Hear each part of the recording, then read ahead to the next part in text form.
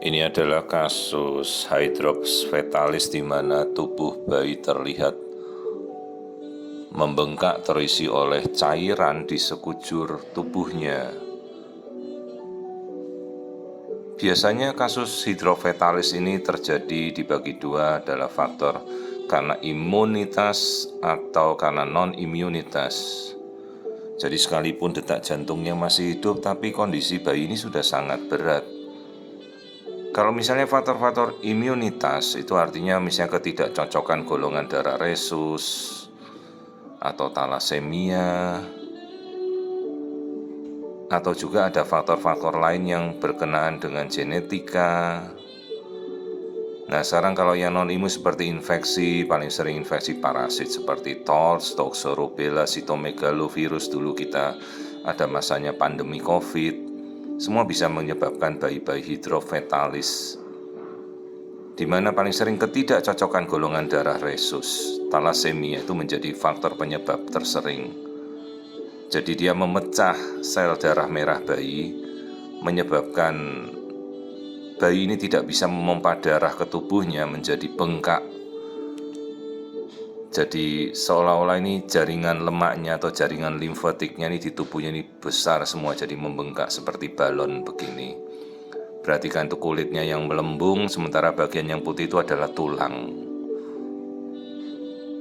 Dan umumnya kasus-kasus hidrops ini terjadi anemia berat, darahnya pecah, sel darah merahnya lisis. Kasus yang sangat sulit untuk kita tangani dan umumnya berakhir rata-rata dengan kematian bayi dalam kandungan sebelum bayi itu bisa bertahan. Dan lama-lama ini nanti seluruh cairan ada di kepala, jantung, paru-paru, abdomen, perut, semuanya ya, makanya menjadi hidrop atau general hidrops. Nah pada kasus seperti ini janinnya masih hidup tapi dengan kondisi yang sudah sangat berat. Begitu nanti cairan ini sudah dipompa semuanya, tidak bisa maksimal lagi, sudah jantung akan berhenti secara spontan. Kasus-kasus yang paling sering itu kalau dari awal munculnya biasanya mungkin karena kelainan genetik seperti Down syndrome bisa, Turner syndrome bisa.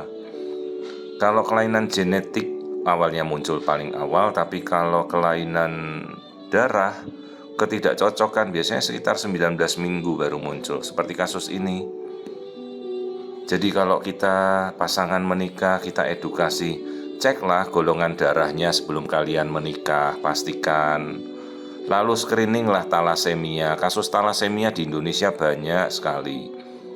Jadi kalau memang ada gangguan dari darah talasemia ya mungkin dipertimbangkan kelak sebelum ya menikah ya. Jadi jangan sampai kadang-kadang kasus genetika yang harusnya bisa kita cegah, kita tidak tahu dan tetap kita hadapi ya. Kasus seperti ini kasihan sekali. Hydrofetalis dan bisa berulang pada setiap kehamilannya.